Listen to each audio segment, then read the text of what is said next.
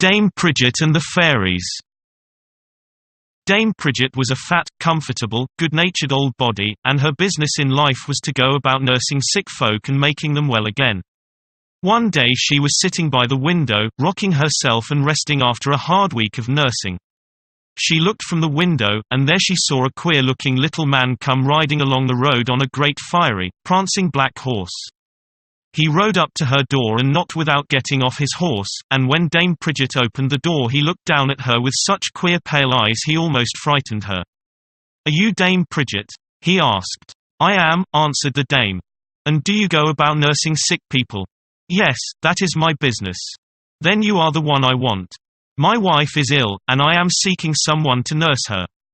"Where do you live?" asked the dame, for the man was a stranger to her, and she knew he was not from thereabouts. "Oh, I come from over beyond the hills, but I have no time to talk." "Give me your hand and mount up behind me." Dame Pridgett gave him her hand, not because she wanted to, but because, somehow, when he bade her do so she could not refuse. He gave her hand a little pull, and she flew up through the air as light as a bird, and there she was sitting on the horse behind him. The stranger whistled, and away went the great black horse, fast, fast as the wind, so fast that the old dame had much ado not to be blown off, but she shut her eyes and held tight to the stranger. They rode along for what seemed a long distance, and then they stopped before a poor, mean-looking house. Dame Pridgett stared about her, and she did not know where they were. She knew she had never seen the place before. In front of the house were some rocks with weeds growing among them, and a pool of muddy water, and a few half-dead trees. It was a dreary place. 2 ragged children were playing beside the door with a handful of pebbles. The little man lighted down and helped the old dame slip from the horse. Then he led the way into the house. They passed through a mean hallway and into a room hung round with cobwebs. The room was poorly furnished with a wooden bed, a table and a few chairs. In the bed lay a little, round-faced woman with a snub nose and a coarse, freckled skin, and in the crook of her arm was a baby so small and weak-looking the nurse knew it could not be more than a few hours old. "This is my wife," said the stranger. "It will be your duty to wait on her and to wash and dress the child." The baby was so queer-looking that Dame Pridgett did not much care to handle it, but still she had come there as a nurse, and she would do what was required of her.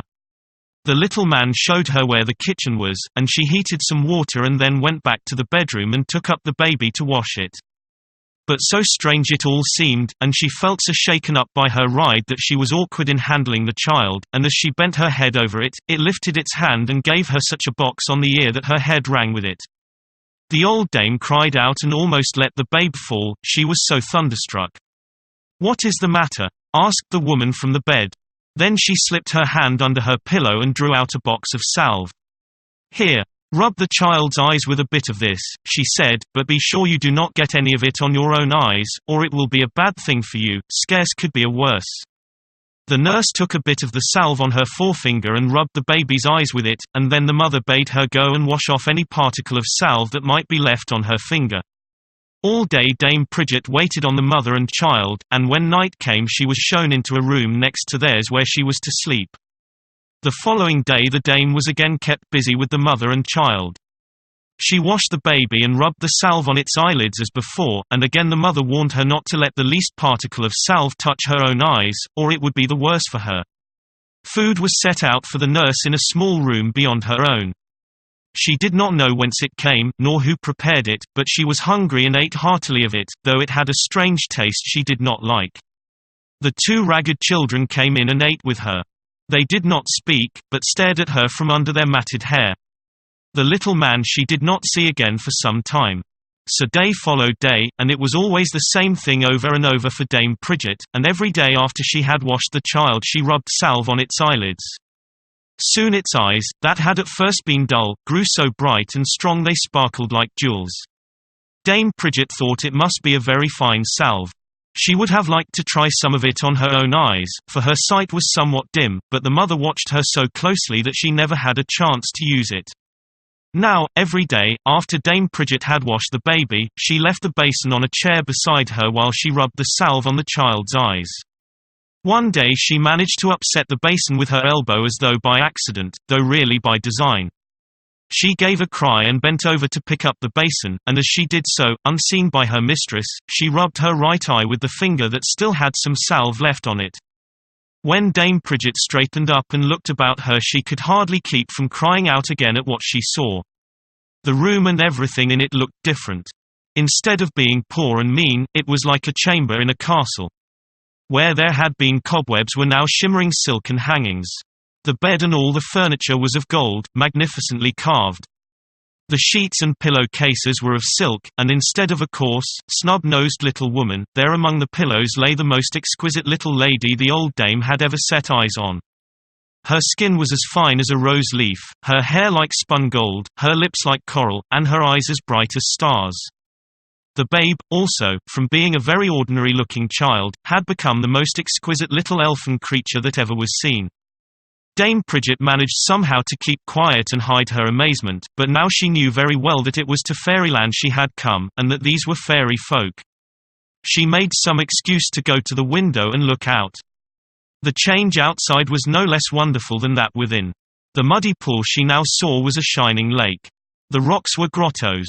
The trees were covered with leaves and shining fruit, and the weeds were beds of flowers of wondrous colors, such as she had never seen before.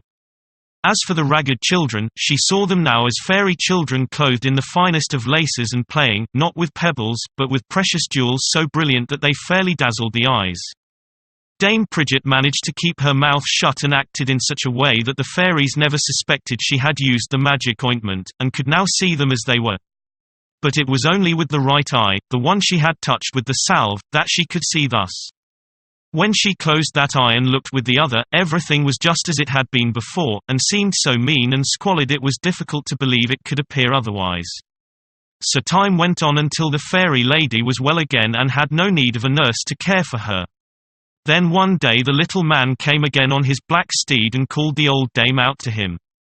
"You have served us well," said he, "and here is your reward," and he placed a purse of gold pieces in her hand.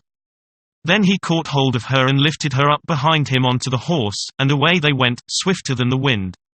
Dame Pridgett had to shut her eyes to keep from growing dizzy and falling off.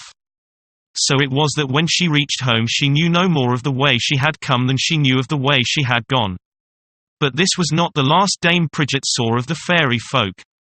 The little man on the black steed came to her house no more, but there were other little people about in the world who were now visible to her salve-touched eye.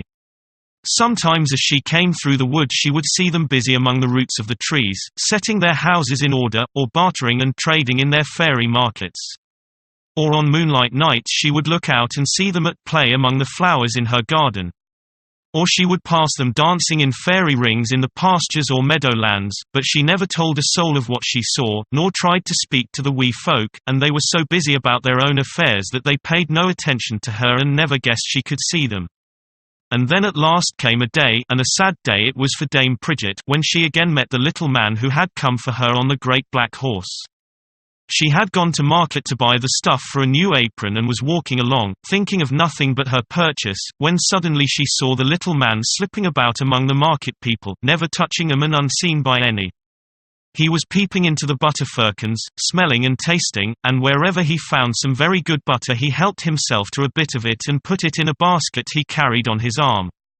Dame Pridgett pressed up close to him and looked into his basket, and therein it was a dish almost full of butter. When the good dame saw that, she was so indignant that she quite lost all prudence. "Shame on you," she cried to the little man. "Are you not ashamed to be stealing butter from good folk who are less able to buy than yourself?" The little man stopped and looked at her. "So you can see me, can you?" he said. "Yes, to be sure I can," said the old dame boldly. "And how does that happen?" asked the little man smoothly, and without any show of anger.